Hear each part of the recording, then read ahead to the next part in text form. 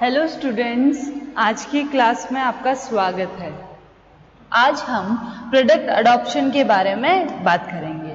Product adoption होता क्या है, उत्पाद स्वीकारीकरण, उसके बारे में बात करेंगे। तो चलिए सबसे पहले हम इसका बेसिक देख लेते हैं। The design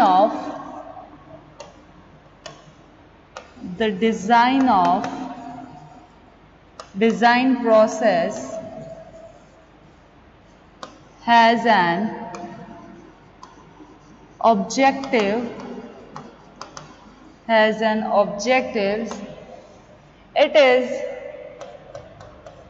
It is not to create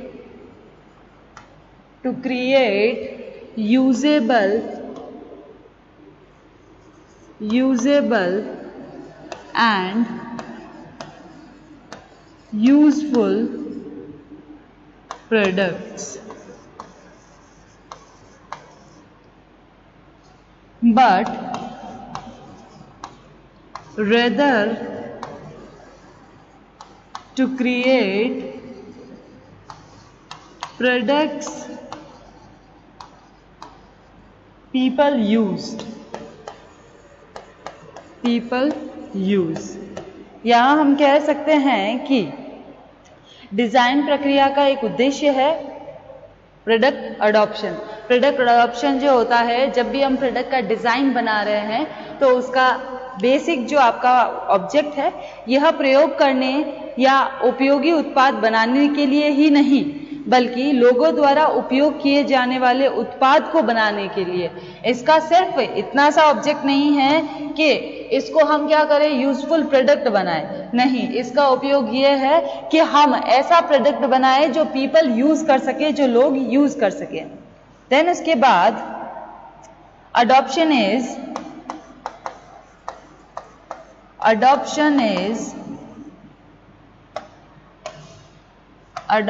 is the process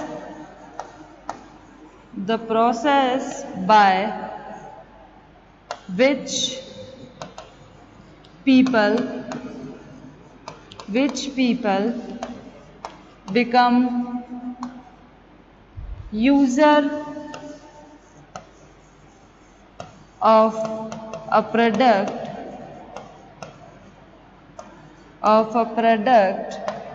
and it is adoption which will enable users to discover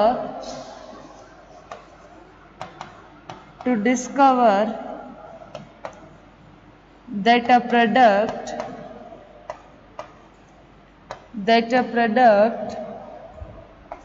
is usable and useful and enable them to become long-term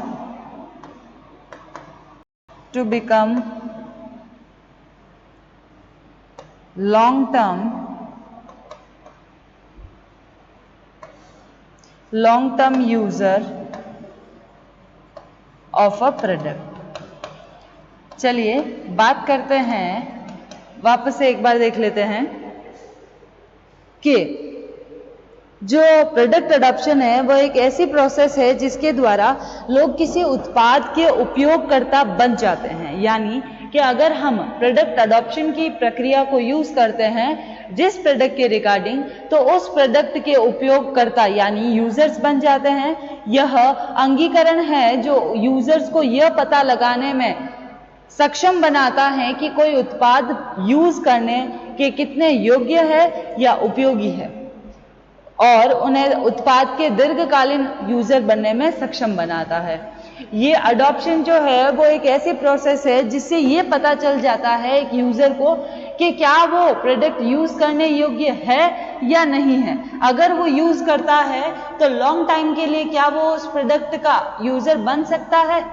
तो ये हमको process, ये जो पता किस में चलता है, प्रोडक्ट अडॉप्शन में।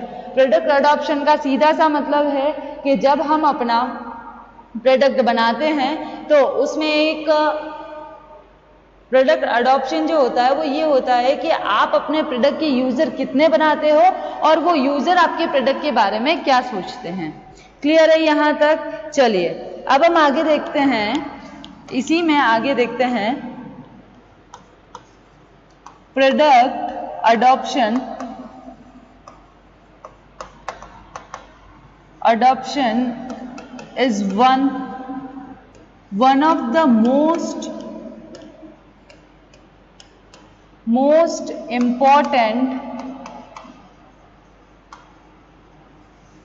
important business goals। सबसे इंपॉर्टेंट गोल है, क्योंकि जब तक हम अपने प्रोडक्ट के यूजर्स ही नहीं बना पाएंगे तो हमारा प्रोडक्ट बनाने का कोई सेंस नहीं बनता है।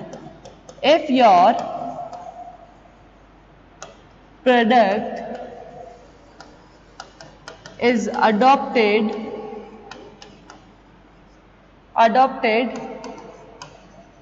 you create a customer base, you create a customer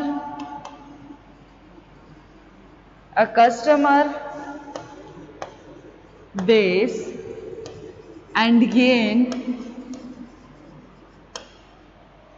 gain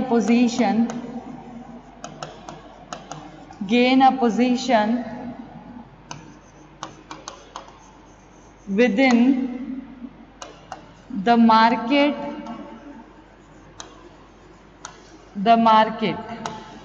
यानी यहां हम कह सकते हैं कि उत्पाद अपनाना यानी प्रोडक्ट अडॉप्शन जो है वो सबसे इंपॉर्टेंट बिजनेस गोल्स में से एक है। यदि आपका उत्पाद अपनाया जाता है तो आप एक ग्राहक आधार बनाते हो, यानी कि अगर हमारा प्रोडक्ट अडॉप्ट किया जाता है बाय किसी कस्टमर के, तो हम क्या अपने कस्टमर के लिए बेस बना रहे हैं और बाजार के भीतर एक स्थान प्राप्त करते हैं, यानी कि एक पोजीशन मिलती है हमको मार्केट के अंदर। क्लियर है? उत्पाद को अडॉप्ट करने से उत्पाद के अज्ञात और विदेशी होने के बीच संक्रमण का संकेत मिलता है, जो यूजर द्वारा यूज करने और उसका स्वागत पर किया जाता है। उत्पाद को अपना विशिष्ट यूजर पर डिपेंड उत्पाद को अपनाना, यानी कि प्रोडक्ट अडॉप्शन जो है वो किसी स्पेसिफाइड यूजर पर डिपेंड करता है कि आपके संभावित ग्राहक के आधार के भीतर विभिन्न प्रकार के अपनाने वाले मूल्य, प्रत्येक के लिए अलग अलग मूल्य है। देखिए, product adoption depends on the particular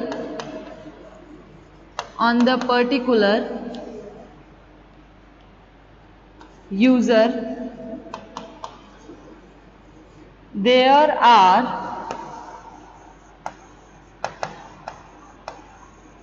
different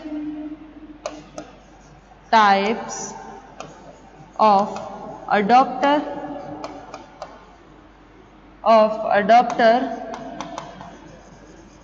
within your potential customer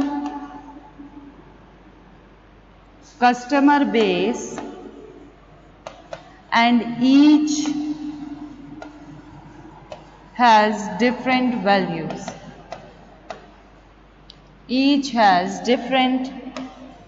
values. Clear है यहां तक? अडॉप्शन का मतलब समझ आया? अडॉप्शन का मतलब वापस से एक बार शॉर्ट में बता रही हूं। उत्पाद स्वीकारीकरण वह प्रक्रिया या निर्णय अवस्था है जिसमें संभावित उपभोक्ता नए उत्पाद के बारे में जानकारी प्राप्त करते हैं और उसकी कोशिश करते हैं कि क्या वो उसे स्वीकार करते हैं या नहीं करते। स्वीकारीकरण एक उत्पाद के नियमित प्रयोग के लिए व्यक्तिगत निर्णय है। Adoption is an individual decision to become a regular use of the product के रूप में परिभाषित किया जा सकता है, जो बाद में उपभोक्ता विश्वास प्रक्रिया कंज्यूमर लॉयल्टी प्रोसेस के द्वारा प्रकट किया जाता है। यही एक स्थापित उत्पादक का प्रमुख उद्देश्य होता है। प्रोडक्ट अडॉप्शन का सीधा सा मतलब है कि आप क्या कर सकते हो कि एक जो आपका कंज्यूमर है वो आपके प्रोडक्ट को अडॉप्ट करता है या नहीं करता है। अगर वो करता है तो इसका मतलब क्या होगा, वो आपके रेगुलर प्रोडक्ट्स को खरीदेगा।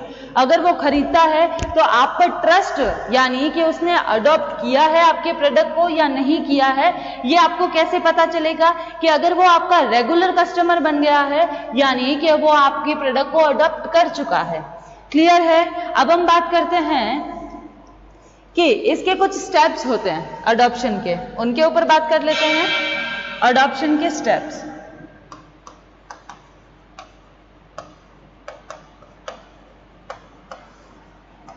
प्रोडक्ट अडॉप्शन, ठीक है, इनके स्टेप्स देख लेते हैं। सबसे पहला जो स्टेप है वो है अवेयरनेस, जागरूकता। ठीक है, ये क्या कहता है कि उपभोक्ता नई वस्तु के बारे में जागरूक तो होता है लेकिन उसके पास नव प्रवर्तन से संबंधित जानकारी नहीं होती है या अभाव होता है। वो उसको पता तो है कि ये चीज मार्केट में आई है, पर उसको यूज कैसे करना है उसके बारे में उसके पास उसके डिटेल जानकारी नहीं होती है, यानी यहां हम लिख सकते हैं जागरूकता। ठीक है, फिर उसके बाद आता है इंटरेस्ट, यानी रुचि। ये कहता है कि उपभोक्ता नए उत्पाद के बारे में वंचित जानकारी जुटाने का प्रयास करता है, यानी कि वो इंटरेस्टेड है हमारे प्रोडक्ट के रिगार्डिंग। फिर है इवैल्यूएशन, मूल्यांकन करना, यानी कि उपभोक्ता इस बात का मूल्यांकन करता है कि नए उत्पाद के लिए कोशिश करना कहां तक सार्थक है। क्लियर है। फिर देन उसके बाद, यानी यहां पर हम लिख सकते हैं मूल्यांकन। ठीक है, अब इसके बाद लिखते हैं ट्रायल, यानी परीक्षण। यह है कि उपभोक्ता जांच या परख के तौर पर उत्पाद का प्रयोग करता है ताकि वह यह ज्ञात कर सके कि यह उत्पाद उसकी उपयोगिता में कितनी वृद्धि करता है, टू इम्प्रूव इट्स वैल्यू। यानी कि जब एक कंज्यूमर अपने प्रोडक्ट को खरीदता है तो वो सबसे पहले ट्रायल लेता है। यानी देखो, आप अगर मार्केट में कोई नई चीज देखते हो, नया प्रोडक्ट देखते हो, जैसे आपने देख ली कोई यूनिट्स देख ली, ठीक है, तो उसमें से आप कुछ यूनिट को सेलेक्ट करते हो जैसे आपको चाहिए, आपको नीड कंप्लीट की है, यानी कि 10 यूनिट आपने देखी तो 10 यूनिट आपको खरीदने की नीड है, पर आप क्या करते हो, ट्रायल लेते हो सिर्फ 2 यूनिट खरीद कर, कि अगर 2 यूनिट सही निकली, हमारी नीड्स को सेटिस्फाइड कर रही हैं, तब जाकर हम क्या करेंगे 10 की 10 जो यूनिट है वो खरीद लेंगे। तो उसमें हम ट्रायल लेते हैं। एंड लास्ट हमारा जो प्रोसेस का स्टेप है वो है अडॉप्शन, यानी ये सारी स्टेप्स खत्म होने के बाद हम उस प्रोडक्ट को अपना लेते हैं, स्वीकार कर लेते हैं। क्लियर है। स्वीकारीकरण का मतलब है कि हम अपने लास्ट में हम ये डिसीजन लेते हैं कि हमको वो 10 यूनिट पूरी चाहिए या 2 यूनिट चाहिए। क्लियर है। तो सबसे पहला हमारा स्टेप था अवेयरनेस, सेकेंड था जानकारी तो मिली पर अगर इंटरेस्ट नहीं है तो हम उसको प्रोडक्ट को अडॉप्ट नहीं करेंगे, तो सेकेंड था हमारा इंटरेस्ट। फिर हम क्या करते हैं, इवैल्यूएट करते हैं, फिर उसके बाद ट्रायल लेते हैं, फिर उसके बाद हम अडॉप्शन की प्रोसेस पर आते हैं। तो ये था हमारा अडॉप्शन। क्लियर है। यहां तक आपको अडॉप्शन समझ आ गया है। ये देखिए, अडॉप्शन के बारे में हमने डिटेल भी दे दी है, ये स्टेप्स है। अब हम आगे देखते हैं कि फेलियर ऑफ न्यू प्रोडक्ट्स, नए उत्पाद की असफलता। देखिए, हेडिंग डाल देते हैं, नया टॉपिक है।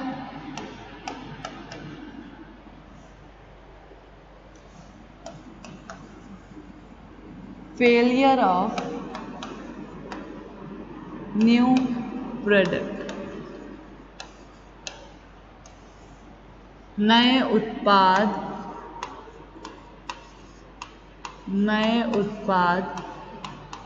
की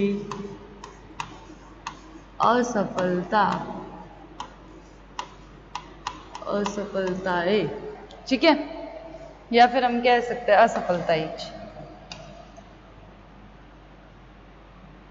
ठीक है, चलिए, जहां तक फॉरेन मार्केट में नए प्रोडक्ट का फेल होना, ये क्वेश्चन मार्क है। किन कारणों से वो फॉरेन मार्केट में चल नहीं पा रहा है, क्यों वो वहां पर उसको सक्सेस नहीं मिली है, उन सारे रीजन को हम यहाँ एक्सप्लेन करेंगे कि जब हम फॉरेन मार्केट में एक नया प्रोडक्ट लॉन्च करते हैं तो वो क्यों सक्सेस नहीं हो पाता है, क्यों वो फेल हो जाता है। इस क्वेश्चन मार्क को हम आज इसका आंसर ढूंढेंगे। चलिए, सबसे पहला देखिए, पहला ही हमारा पॉइंट क्या है, उत्पाद संबंधित कारण। उत्पाद संबंधी कारण,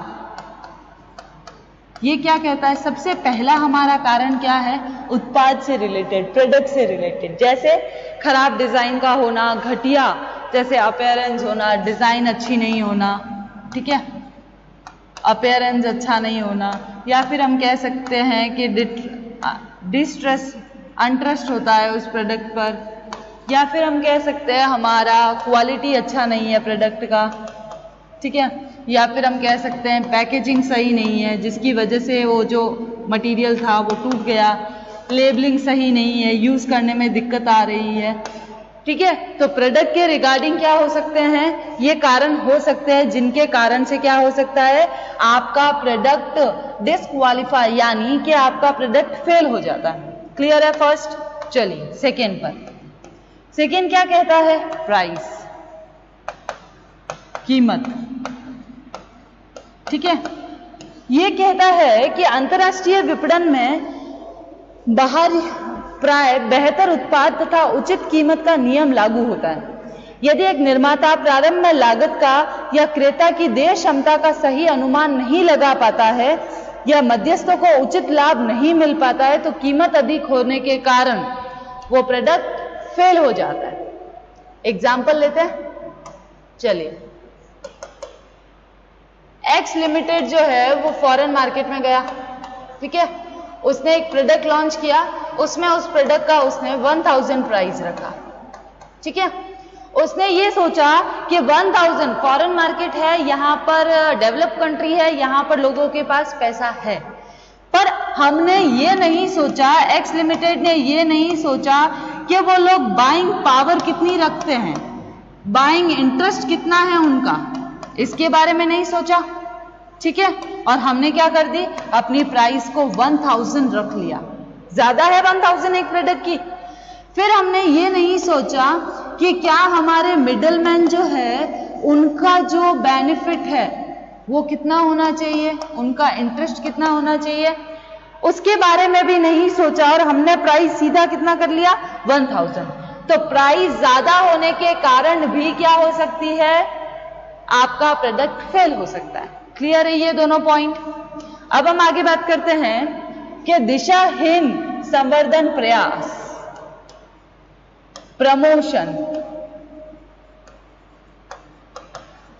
प्रमोशन एफर्ट्स, यानी दिशाहीन संवर्धन प्रयास। ये क्या कहता है, देखना, ये कहता है कि संवर्धन प्रयासों की उचित दिशा नहीं होने पर ही उत्पाद असफल हो सकता है। एग्जाम्पल के लिए, जैसे अगर हम रूरल या फिर अनएजुकेटेड मार्केट में अगर हम एडवर्टाइजमेंट इंग्लिश में करेंगे, क्या पॉसिबल है वो लोग समझ पाएंगे? जस्ट एग्जाम्पल है, जैसे ये हमारा रूरल एरिया, ठीक है, आप इंडिया की ही बात कर लो, ठीक है। जापान की कंपनी इंडिया में अगर कोई प्रोडक्ट बेच रही है या अमेरिका की कंपनी, ठीक है, इंडिया में प्रोडक्ट बेच रही है, वो भी किस एरिया में, रूरल एरिया में। अब उसने रूरल एरिया में एडवर्टाइजमेंट किस में दिया, इंग्लिश में। क्या वो रूरल एरिया के जो लोग हैं वो इंग्लिश में एडवर्टाइजमेंट को समझ सकते हैं? एडवर्टाइजमेंट बहुत सही था, एडवर्टाइजमेंट में सारी डिटेल थी, एडवर्टाइजमेंट में डिस्काउंट था, एडवर्टाइजमेंट में प्रोडक्ट को बहुत बेहतर बताया गया था, पर एडवर्टाइजमेंट समझ नहीं पाए लोग। क्या वो लोग उस प्रोडक्ट को खरीद पाएंगे? नहीं। तो इसलिए कि हमेशा हमारा जो प्रमोशन है वो कैसा होना चाहिए, स्ट्रेट गाइडलाइन के साथ होना चाहिए, ठीक है, विद गाइडलाइन होना चाहिए, क्योंकि बिना गाइडलाइन के आप अगर कोई एफर्ट्स लगाते हो प्रमोशन में तो वो जरूरी नहीं है कि वो सक्सेस हो। तो यहाँ पर हमारा जो यूएस का प्रोडक्ट है वो इंडिया में फेल नजर नहीं आ रहा है आपको। इंग्लिश में एडवर्टाइजमेंट किया, इंग्लिश में समझ ही नहीं आया। या फिर आप कह सकते हो कि अगर किसी अनएजुकेटेड,